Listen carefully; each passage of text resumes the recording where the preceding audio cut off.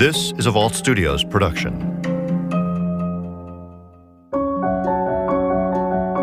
It's almost the end of March, and there have been 2 weeks of testimony in the Tex McIver murder trial so far. Doctors, nurses, friends, detectives, and of course, Danny Jo Carter, the woman driving the McIver's SUV the night Diane McIver was shot and killed. But there's more courtroom drama to come. Did you ever perform a massage on him any time in the months following the death of his wife, Diane, in which he was naked? I'll tell you what was most compelling was this masseuse. It gave you another reason, a more emotional reason as to why he wanted to get rid of Diane. It didn't seem like there was anything necessarily untoward about it, but it was just that it was a very close relationship that a couple would have with their masseuse, Annie Anderson. And it really struck a lot of people listening to the testimony and following the story, and on social media as well, as what's going on with this masseuse? What's the deal? Something doesn't sound right or smell right here. I'm Caitlin Ross. This is Intent, the Tex McIver case, Chapter 6. All right, take a look at all these guns inside the Fulton County Courthouse today. Piles of guns, carted in, carted out. This isn't a trial of some sort of drug kingpin or gang member. On day 13 of the trial, the prosecution shifts its focus to guns. Tex's .38 caliber revolver specifically. Zachary Weitzel, a firearms investigator with the Georgia Bureau of Investigation, testifies for the prosecution about the gun that was in Tex's hand the night of the shooting. Jurors heard an expert testify the gun was a double-action weapon, meaning it has to be cocked and the trigger pulled for it to go off. If it's not cocked, the shooter needs to exert 12 pounds of force to get that gun to fire. Chief Prosecutor Clint Rucker begins the questioning. And you've checked that gun to make sure it is safe, correct? Correct. The jury watches as the firearms investigator handles Tex's gun. Rucker then asks Weitzel to demonstrate what it would take to fire the revolver in single action mode. The trigger is going to move forward just a little and slip off, and that's where the hammer is going to fall. So to demonstrate that with the paper, if you can see it, it's just a very slight movement. Were you able to see? Rucker then asks Weitzel to demonstrate double action mode. So with double action, you see that the trigger is now set further back. Okay, so from there, I would have to pull the trigger up all the way. So about to there is as far as I can stage it without the hammer falling. But then from this, it's almost the same distance as a single action, but it would have to travel this full distance to fire. Rucker continues, asking what it would take for the gun to fire accidentally. If I just hold it in my hands like this, will it just go off? No. Sit down with it, hold it down here in my lap, will it just go off? No. If I handle it like this in any way, will it just go off? No. What will make this firearm go off? Something would have to act on the trigger. And when you say something has to act on the trigger, what do you mean? I mean, the trigger has to be pulled rearward. After Rucker leads Weitzel through a detailed discussion of the weapon and its inner workings, defense attorney Bruce Harvey questions the witness. You don't know whether the weapon, this particular weapon was fired single action or double action, because there's no way to tell, is there, how a weapon was fired, correct? That's correct. There's no way to tell, especially if something is inside a bag at night, whether it's already in single action or double action, correct? Right, there's not a test for me for that. Okay. And there's not a test to determine whether it was fired in single action or double action, correct? Right. And the weapon was not, you said, malfunctioning. We know that. Right. So you're telling us that there was manipulation of the trigger, correct? Right. Do you know what that was? No. All right, if it's in single action, I think you said that if it's in single action, if you put it in your pocket, even keys, it may hit some keys in your pocket and go off. The trigger pull is so light, correct? Right. And if you have the weapon and you don't know whether it's in single action or double action, it's extremely easy for that weapon to go off. Even things like keys in your pocket can unintentionally discharge the weapon, correct? Right. So any force that exerts that amount of pressure, and our average was 2 1/4 pounds. So anything that can exert that amount of force can pull the trigger.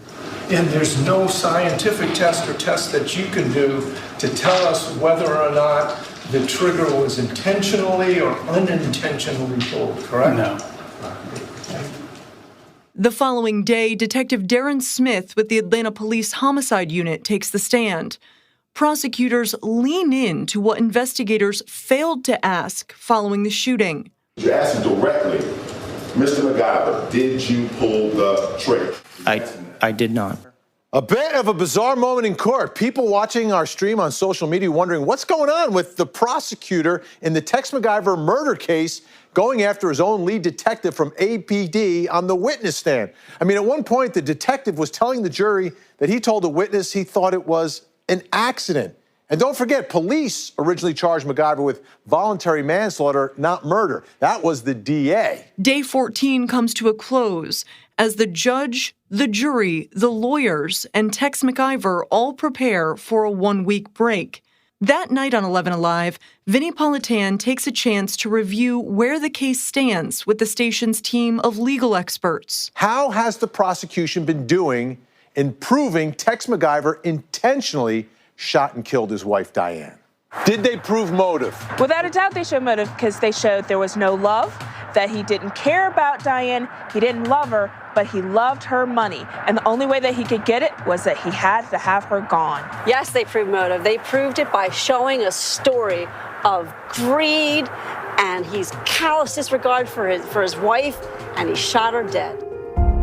The Tex McIver trial resumes after that 1-week break on April 9th, 2018, the 15th day of testimony.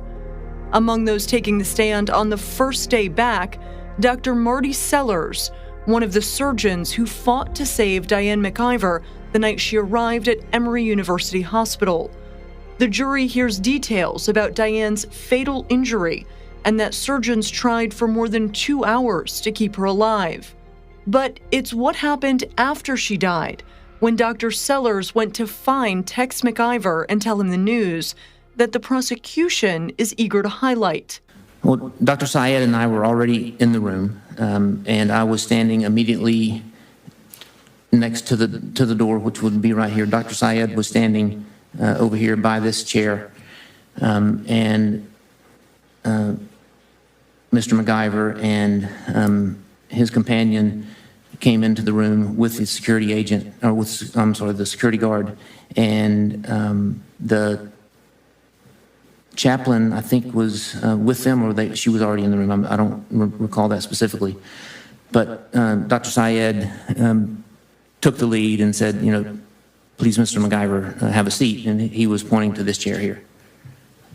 And Mr. McIver, basically before the sentence was able to be finished, he said, "Don't tell me what to do, boy," which was not in a threatening way, but in an aggressive way, I would say. Dr. Sellers goes on, testifying about what happened next. It caught us, I guess, off guard a little bit. But, I guess at that time, and someone's, delivering this news, and not knowing what they already know, there's maybe a little bit of latitude you give someone in terms of how they act. So we convinced him to sit down and started delivering the news, and basically, without recalling the exact words that we would have used, said that despite all of our efforts, the injuries that she sustained were just impossible to recover from. And as you're delivering this news, at some point does the defendant, Mr. McIver, interrupt you? He does, there were a couple of notable things that sort of stuck out. One of which was he was sitting with his knees on his elbows and looked up and said, "I'm really trying hard not to lose it," or "I'm really trying hard not to cry." I don't remember specifically. I think I don't, but maybe a distinction without a difference. But he looked up and he said that. Dr. Sellers then recalls another comment Tex made. We had delivered sort of the news thinking, now we've said everything we need to say and give him a chance to respond or ask any questions. And I'm sure we even said, do you have any questions? And then some more conversation ensued, and interrupted this time. He looked up and said, "This is the hardest thing you do, isn't it?" And I would have said something to the effect, right now I'm more concerned about you than how difficult our job is. And then he went into a description of, because I used to do this in the Army or the military, I forget which service he said, but I used to have to call and tell little Johnny's parents that little Johnny didn't survive. And I remember how hard that was. Tex McIver, very aggressive with Diane's surgeon. Is this evidence of Tex's bad temper? It absolutely is evident of Tex's bad behaviors. One more clink in the coffin for him. Guilty of having a bad temper, guilty of having a bad reaction, guilty of not reacting the way we wish he had reacted. Does not make him guilty of murder. On April 15th, after 16 days and testimony from dozens of witnesses, the prosecution rests its case. State rested. Who's winning right now, prosecution or defense? Clearly the defense. The state has just not proven this case beyond a reasonable doubt. Prosecution, without a doubt, because they've proven that Tex is a liar, they've proven there's financial motive, and that there are other reasons out there that Tex might have wanted Diane gone. The defense is poised to begin calling witnesses to the stand. But first, Judge Robert McBurney makes a ruling on 2 of the 7 charges against Tex McIver. 2 witness tampering charges in the Tex McIver trial dismissed by the judge today because he said prosecutors did not present enough evidence. Judge Robert McBurney says the state didn't prove McIver tampered with witnesses when he contacted Bill Crane about his Black Lives Matter statement, or when he called and left a voicemail for Danny Jo Carter's husband about the Carters hiring lawyers and how that might look bad for Tex. It's a small victory for the defense, but Tex McIver is still left facing 5 other charges, including one remaining count of witness tampering and, of course, malice murder. On the first day of testimony from defense witnesses, Dr. David Rye, a professor of neurology at Emory University, is called to the stand to explain how Tex could have fired the gun unknowingly. They brought up a sleep expert who studied Tex almost 15 years ago to talk about his specific sleep disorder. Okay, what was your diagnosis? REM sleep behavior disorder. Being awakened when the gun went off, is that consistent or inconsistent with the confusional arousal? I think it's one explanation. It's consistent. REM sleep behavior disorder, or RBD, has already been brought up by a prosecution expert who discounted the theory that it could have played into the events that night. The defense expert believes otherwise, saying that RBD can cause someone to flail their arms and legs while sleeping, movements that can be jerky and sporadic. The expert says that someone with RBD, like Tex, can suffer from confusional arousals, and when they wake up, they can be disoriented and unaware of what they've done. Being confused, not oriented fully, maybe not remembering, and maybe performing partial behaviors that are not purposeful. As the defense continues calling witnesses, those of us in the courtroom are still wondering if Tex masseuse, Annie Anderson, will be called to the stand. The woman who was allegedly seen wearing a pair of Diane's boots not long after her death. What if Tex's masseuse comes into that courtroom and takes the stand? What sort of impact is that going to have on this case? One of the characters that everyone was talking about during the trial and was anticipating her testimony was Annie Anderson. Annie Anderson was a massage therapist, a masseuse.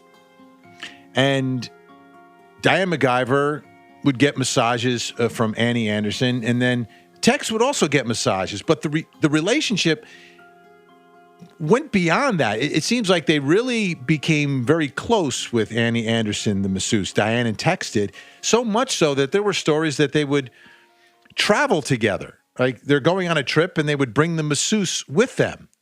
On day 18, the defense does call Annie Anderson to the stand, and all eyes in the courtroom are on her. For the purposes of the court's record, please state and spell your name. Annie Anderson, ANNIEANDERSON. Texas attorney Don Samuel begins the questioning. And what is your profession? I am a massage therapist and wellness coach, which involves a list of other things: posture, orthopedic massage. Anderson testifies she first got to know the McIvers 13 years ago. And so over the next 13 years, did you maintain a business relationship with them? I did. Did you provide massages to both Tex and Diane McIver? Yes. Did you do other Therapies? Therapies and things like that? Yes. Over the years, Diane had a wealth that she probably treasured more than anything on earth other than the beautiful family that she loved, and that was her health and wellness. She was articulate about it, and she wanted everyone around her to be the healthiest, most agile people. So she was one of the greatest people to ever work with because she had no limit on what she would try or what she would try to rebalance or strengthen or empower her body or anyone else's body to do. And so we went through a million modalities over the years, and we had been working a lot on Pilates. Samuel then shifts and asks specifically about her relationship with Tex McIver. Did you ever have a romantic relationship with Tex McIver? Never. Did you ever perform a massage on him any time in the months following the death of his wife, Diane, when she was naked? 1,000% never. Did you ever touch him sexually? Never. Did he ever touch you sexually? Never. Are you aware that the prosecution in this case has suggested... Objection, Judge. After a series of objections from the prosecution, Samuel picks back up. I don't want you to mince words with me. I don't want this to be like a Bill Clinton type of question and answer. Did you ever at any time, I'm talking about any time before Diane McIver's death or after her death, either before September 2016 or after September 2016, engage in any sexual conduct, however you want to define it, with Tex McIver? Never. When Mr. McIver received the massage, is that the right verb, receive, have a massage, receive the massage, did he ever fall asleep on the massage table? Almost every time. When he was asleep, did you notice anything about any unusual behavior? Yes. Tell the jury that. He would have conversations in his sleep, and then depending on what he was saying, he would act things out, or he might just be quiet and all of a sudden flare an arm or kind of a punch or something like that, and I would have to get out of the way if I was close to his body in any way. She testifies that after Diane's death, she kept a close eye on Tex, knowing he was in a fragile state. Did you let him drive anywhere by himself? No. Did you let him go anywhere by himself? No. Did you let him even go into a room by himself? Only the bathroom. Were you and Gustave or Gustave concerned about Tex McIver's well-being? In many ways. Were you concerned about his safety? Yes. And then there was testimony when Tex McIver shot and killed Diane. And afterwards, they're all back at the apartment in Buckhead, and there's a group of people there, all there, condolences, trying to support Tex, who seem to be impacted by all of it. And Annie Anderson, the masseuse, testifies that night she spent in Tex's bedroom, sleeping on the floor, just keeping an eye on Tex, making sure he was okay. And a lot of people are like, what? That's kind of strange. That's kind of strange. But there was no indication that there was any sort of relationship between Tex McIver and Annie Anderson. She was happily married, so it didn't seem, but it was just strange to hear. I was going to take care of him overnight. Just monitor him and make sure that if he got up to go to the bathroom that he did not fall or that he in no way was harmful to himself, just because we honestly weren't sure what state of mind he had. Sat on the floor on pillows? Yes, with my back up against a mirrored wall. Occasionally, I'd try to lay down for a second on the pillows, but it was a small pallet. And where was Tex McIver? On his side of the bed, which was obviously the opposite side of the bed. Did you get into the bed? Never. Did you, kind of number 2, right? Did you, I'm keeping track. Huh? I'm keeping track. Did you have sexual relations with Tex McIver that night in bed? 1,000% never. Did you touch him that night? No. Can I clarify something? Or you can just answer the questions. You need to clarify something? A question that I've asked already? She just said 1,000% no. Maybe it was another question. No, the last question that you asked, that if I ever touched him when he was sleeping, like, yes. So I'm just trying to clarify. Okay. Can I say? So I created on his side of the bed when he went to sleep kind of a zero gravity portion of him laying. He was very swollen in his sinuses. His eyes were puffy. They were very red and obviously from crying. And so I had a cold, it's made of flaxseed. It's like a little pillow that goes over your eyes, has a heavy weight to it for the compression. And then he had a hot, that you warm up in the microwave, kind of like a neck pillow that weighs about 8 pounds on his chest, because with the anxiety, he was having some trouble catching his breath sometimes, and it was just helping to keep his chest relaxed. And his feet and his legs had pillows underneath them to create like a zero gravity for his lymphatic drainage. It allowed the blood to be kind of circulating more naturally in his body in that zero gravity. And so, and he had a lot of nightmares. And so if he had a nightmare, I would do the polarity rocking that I talked about for a second or two and just kind of jostle him to try to keep him asleep. Did you ever take his clothes off? No. Did you ever take your clothes? No. In his cross-examination, Clint Rucker with the prosecution asks Anderson about going with Tex to the ranch that week after Diane's death. And when you got down to the ranch on Friday, did you stay down there Friday night? Yes. Okay. And can you tell the jurors, did you stay in the guest house in the saloon that night? No. And so what part of the ranch were you occupied in? I was sitting on the couch that is in the master bedroom, watching over him. Rucker also asks about the rubber boots that a prosecution witness testified he'd seen Anderson wearing at one point. Anderson says she never wore the boots, testifying that Diane's foot size was 7.5 and hers is much larger. Are you 1,000% sure that she wears a 7.5? Well, a shoe size can vary by a half to a full size depending on the narrowness of it.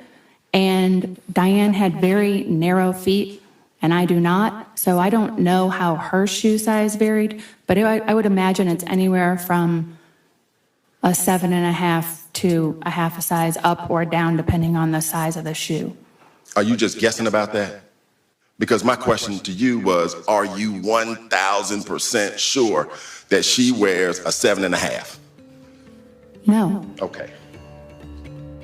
Rucker then asks Anderson if she talked to Tex about leaving the ranch at some point and returning to Atlanta. While you were there that Sunday or even Monday, did you have a conversation with the defendant about the fact that you needed to go back to Atlanta because it didn't look good for you to be there with him? No. He never had that conversation with you? You asked me if I had that conversation with him. I did not, and he did not have it with me. To answer both ways. Okay. Let me ask you this. Did you go back to Atlanta? Yes. When? I believe it was at some point on Sunday. Did you go back with the defendant or did you go alone? With the defendant.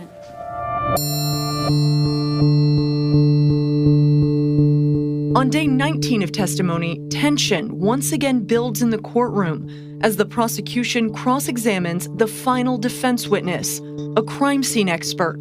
Can you offer the jury any information about where this gun was in relationship to Mr. McIver at the time of the discharge? If he is seated, as everyone has demonstrated, Mr. Knox, Mr. Dustin, and so forth, and myself.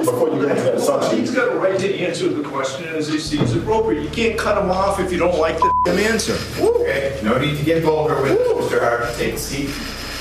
Yeah, the place where you say the gun could be, where you showed us the demonstrative, where the gun could be along your thigh. How long is your thigh? Haven't measured my thigh recently. Haven't measured your thigh. Prosecutor Clint Rucker was animated, yelling, arguing with the defense expert. You said it's the reason why you can come in here and tell this jury that he couldn't have done exactly what Mr. Knox said he did.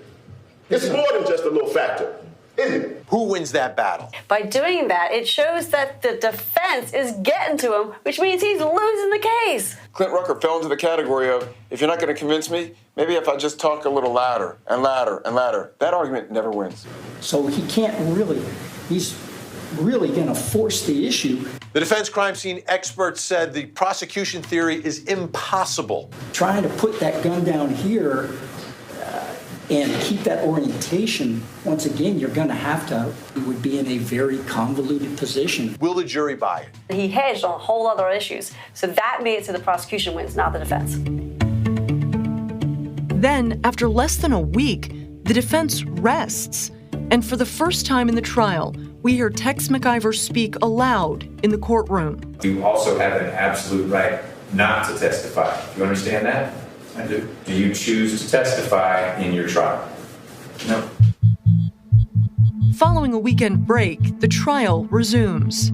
The prosecution brings forward a rebuttal witness to address the defense claim that Tex has a sleep disorder and its argument as to how that might have played into Tex firing the gun that night of Diane's death.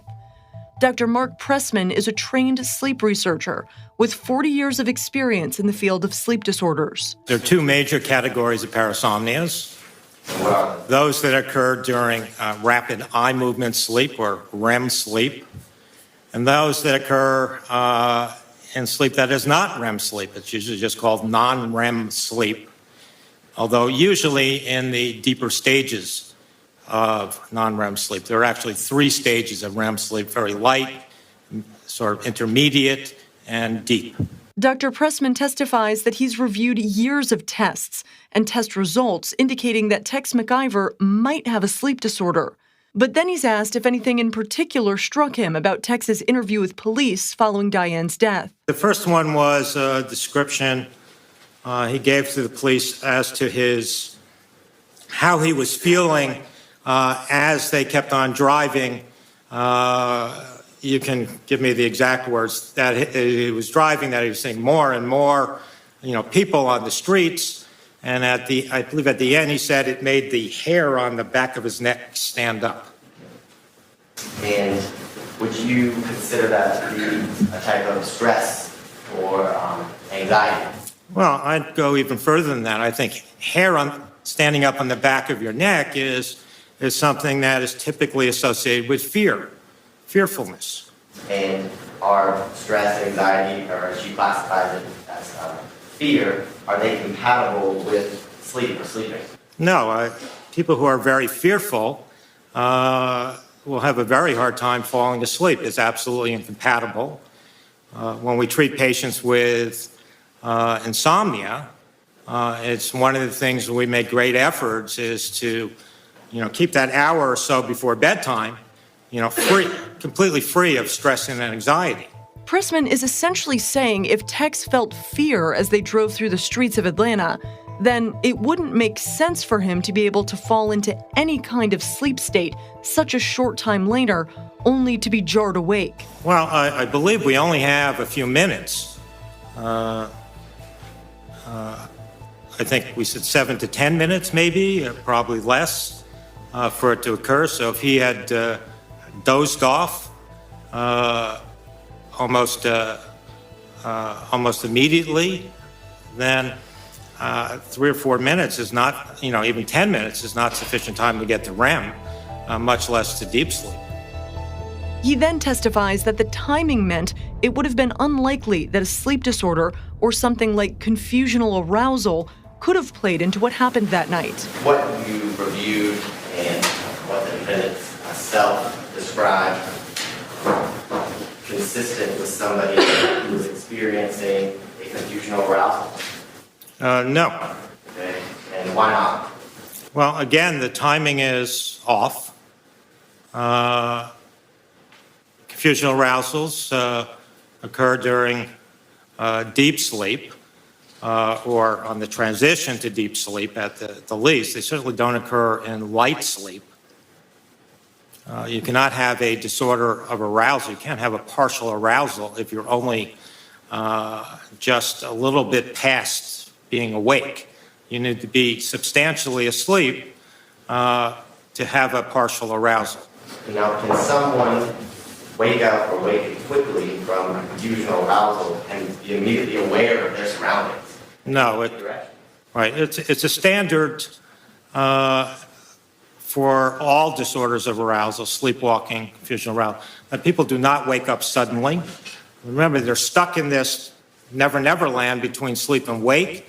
Typically, when they come out of the state, they are confused, and they slowly regain their orientation and their alertness, usually over several minutes. So is it inconsistent with having a confusional arousal to be immediately aware that you're handling a gun, that the gun discharged, and again, that you're able to give directions to a hospital?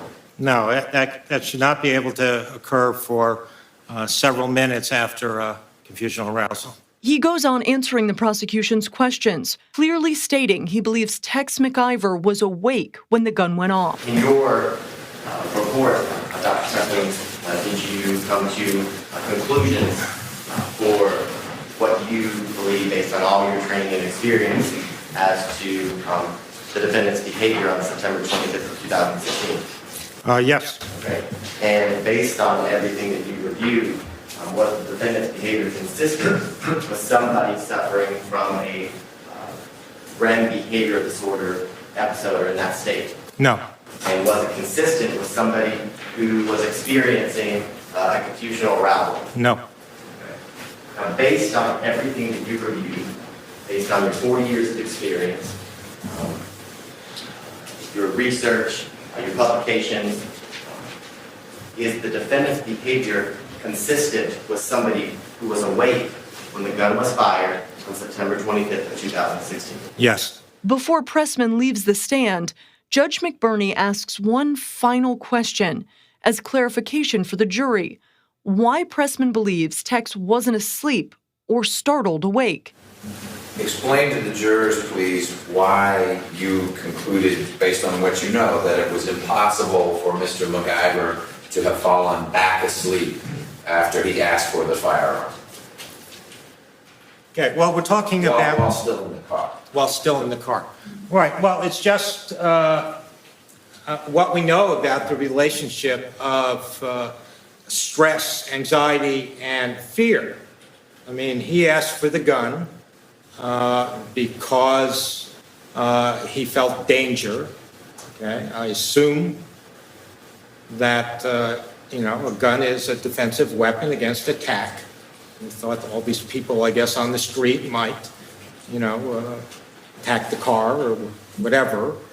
And he became so fearful that he actually had biological signs of it, as he describes it, that the hairs on the back of his neck. That's very fearful. And in that kind of condition, people don't sleep. You can't be extremely fearful and be relaxed enough to fall asleep within moments. Following that testimony, jurors take a field trip after asking for a close-up look at the McIver's SUV. One at a time, and we're just going to go numerically. You will be permitted to approach the vehicle. If you want to get in it, you can get in it. Cameras aren't allowed, but I was able to join the tour with 11 Alive photographer Jefferson Cochran. The jurors went up one at a time. Each juror took about a minute and a half. Some jurors took as long as 2 minutes. Some got in all 4 doors. Some only got in 2 doors. They were allowed to sit in each of the 4 seats. Yes. Any notable reaction from any of the jurors? No, it just seemed like they were just looking at another car. The final day of testimony comes to a close, with closing arguments scheduled to begin in the morning. Some of the themes that we can expect to hear tomorrow morning, first, guns don't just go off. Sleep disorders don't make guns fire. Bumps in the road don't do it. Someone has to pull that trigger. Another big theme for prosecutors will be motive. Why did he do it? Money. After Diane was dead, Tex McIver was $4 million richer. Now, for the defense, expect to hear that Tex McIver loved his wife Diane and had no reason to kill her. He had money, she had money, and together they were living a very luxurious life. Next time on Intent. Who will stand for Diane McIver? She knew betrayal, hurt, and pain.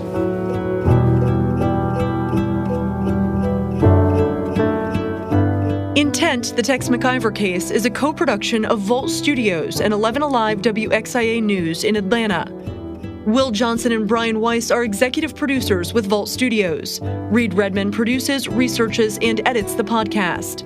Richard Humphreys at Tacoma Media in Silver Spring, Maryland, mixes and edits the show. You can find me on Facebook at Caitlin Ross 11 Alive or on Twitter at Caitlin Ross 1.